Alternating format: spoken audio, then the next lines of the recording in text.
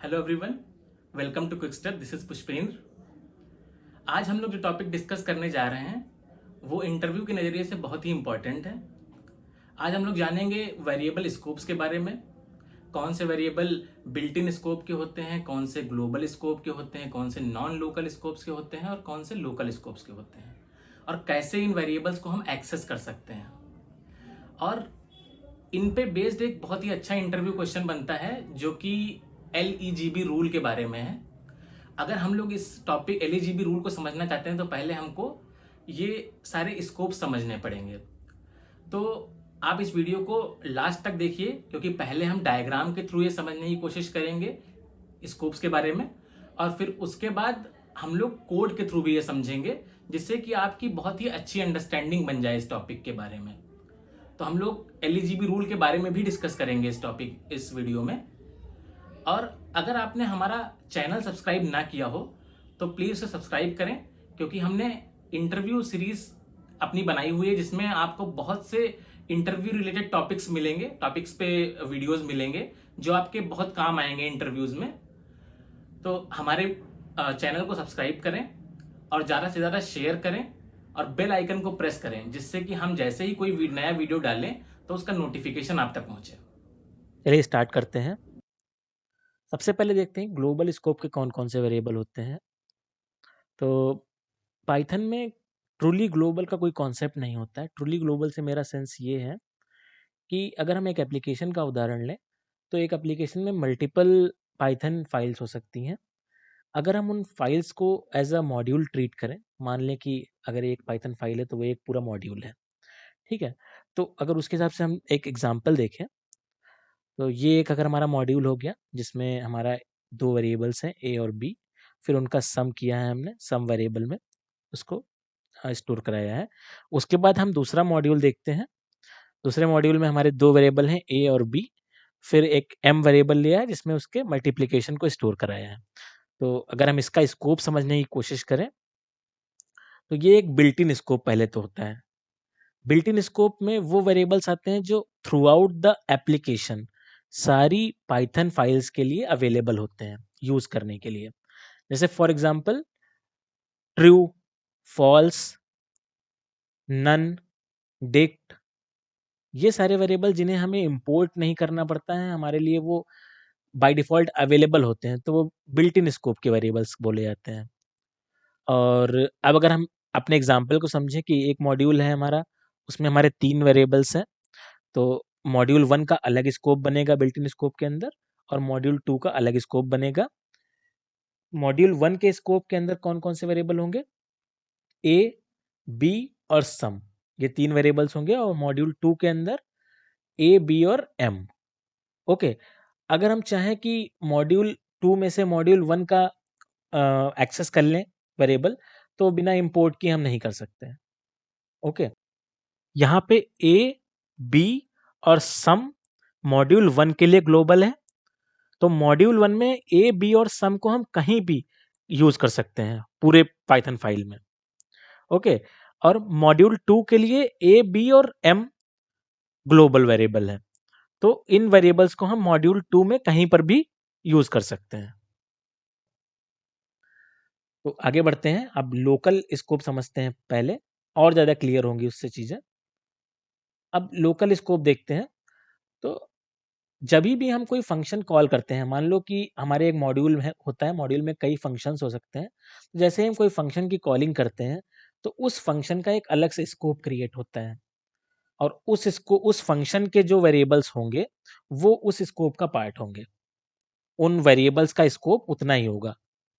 Okay, तो अगर हम यहाँ पे एग्जांपल देखें कि एक मॉड्यूल है हमारे पास, उसमें एक्स और वाई 2 वेरिएबल हैं और माई फंक एक हमने फंक्शन लिया हुआ है। तो अगर इसको हम एग्जांपल से देखें कि बिल्ट इन स्कोप के अंदर हमारा मॉड्यूल 1 का स्कोप होगा और मॉड्यूल 1 में हमारे पास एक्स और वाई 2 ग्लोबल वेरिएबल्स होंगे और यहाँ पे माई फंक का एक अलग स्कोप क्रिएट होगा जब हम माई फंक कॉल करेंगे और उसके अंदर ए, बी और सम, ये 3 वेरिएबल का स्कोप जो होगा वो माई फंक का लोकल स्कोप होगा।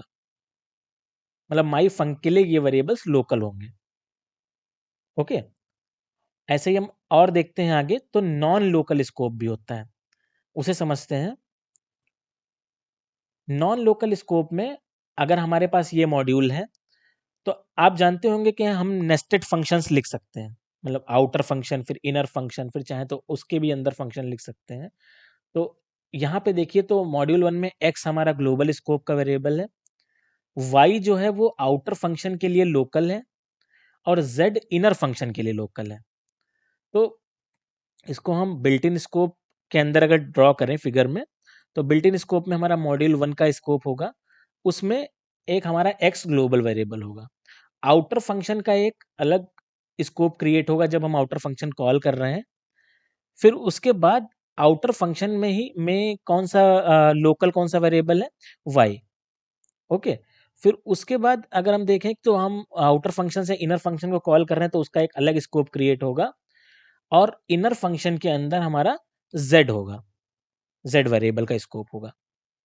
ओके, तो अब अगर हम चाहें कि इनर फंक्शन मतलब इनर फंक्शन से हम x y और z तीनों को प्रिंट करा रहे हैं, तो यहाँ पे मैं आपको एक रूल और समझाता हूँ, जो LEGB रूल बोलते हैं जिसको। सबसे पहले जब प्रिंट करने जाएगा यहाँ पर, तो प्रिंट में अगर देखेगा कि x हमें देखना है, x को प्रिंट करना है, x वो चेक करेगा तो लोकल में तो अवेलेबल नहीं है इनर फंक्शन के। फिर वो चेक करेगा कि जो इसका एनक्लोजिंग है, मतलब इसके आउटर फंक्शन है, उसमें क्या x अवेलेबल है, उसमें भी अवेलेबल नहीं है। फिर हम देखेंगे कि क्या ये ग्लोबल में अवेलेबल है, तो वहां पे इसको मिल जाएगा अवेलेबल, तो वो हाउ जो होगा वो यहाँ पे प्रिंट कर देगा। ऐसे ही जब y की बारी आएगी तो सबसे पहले लोकल चेक करेगा, फिर उसके बाद उसका एनक्लोजिंग मेथड में चेक करेगा, तो वहां पे उसको मिल जाएगा, तो यहाँ से y को ये प्रिंट कर देगा। तो z तो इनर फंक्शन के लिए लोकल हो गया, और x हो गया ग्लोबल। तो y क्या है, y इनर फंक्शन के लिए नॉन लोकल है। ओके, लोकल भी नहीं है और ग्लोबल भी नहीं है y, तो वो नॉन लोकल हो गया इनर फंक्शन के लिए।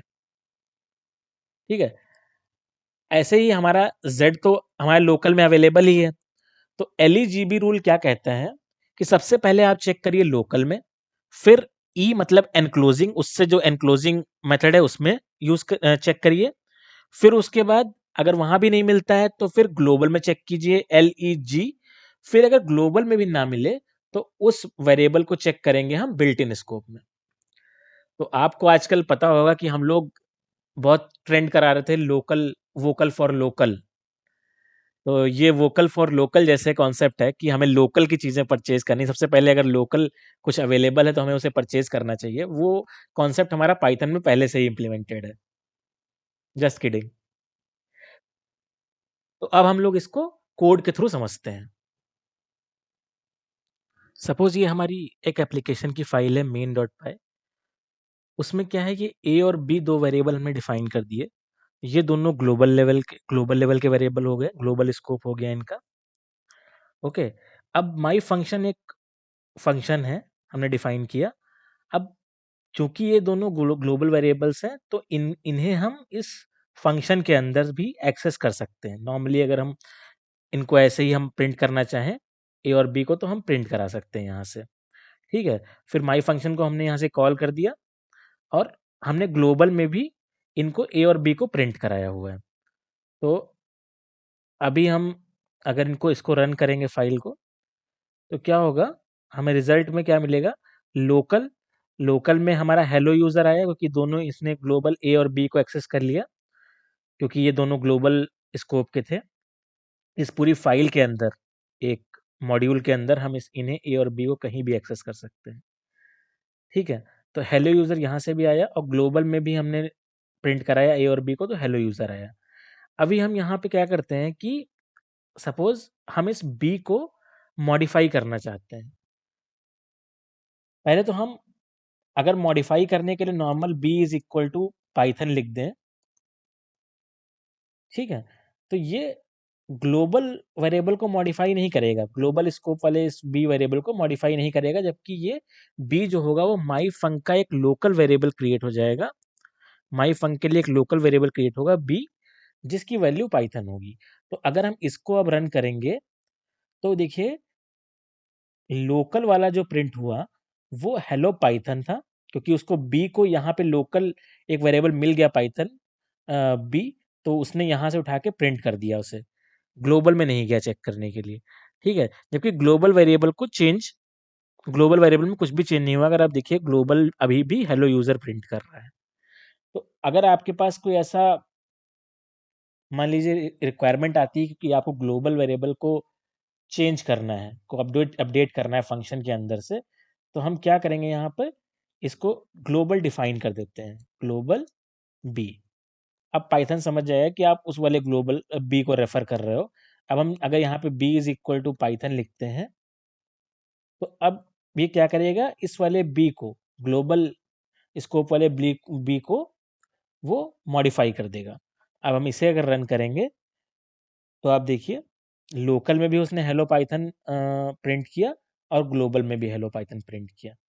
ठीक है, नेक्स्ट हम अब यहाँ क्या हुआ, जो ये बी था वो लोकल ना होके ग्लोबल था, और जब हमारा इस तरीके से हमने ग्लोबल डिफाइन नहीं किया था इसको, तो हमारे जो बी का स्कोप था वो माई फंक्शन के लिए लोकल था। माई फंक्शन के लिए जो बी है वो लोकल स्कोप का था। ठीक, अब हम नॉन लोकल देखते हैं।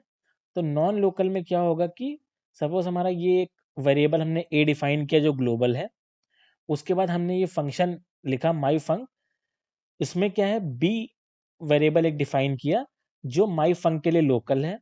अब नेस्टेड फंक्शंस आप जानते हैं, ये नेस्टेड हम लिखे हुए हैं यहाँ पर कि ये इनर फंक्शन जो है वो माई फंक के अंदर ही लिखा हुआ है इनर फंक्शन। अब इनर फंक्शन के लिए ये सी जो है डेवलपर्स ये लोकल हो गया। ठीक, और हम इसे यहाँ से प्रिंट कर रहे हैं ए बी और सी को। तो और हमने फिर माई फंक के अंदर ही इनर फंक्शन को कॉल भी कर रखा है, और हमने यहाँ पर भी एक बार प्रिंट किया हुआ है ए और बी, उसे लोकल दे रखा है नाम। अब इनर में क्या है कि ए और बी और सी तो वो एलईजीबी रूल फॉलो करेंगे, पहले लोकल फिर एनक्लोजिंग और फिर ग्लोबल। तो ए से ग्लोबल में मिलेगा तो ये प्रिंट हो जाएगा, बी उसको एनक्लोजिंग में मिलेगा तो वो भी प्रिंट हो जाएगा, और सी उसको लोकल में मिलेगा तो ये हेलो यूजर डेवलपर्स प्रिंट करेगा यहाँ पर। ठीक है, उसके बाद क्या होगा, ये प्रिंट पे आएगा, यहाँ पर क्या प्रिंट होगा, हेलो और यूजर प्रिंट हो जाएगा।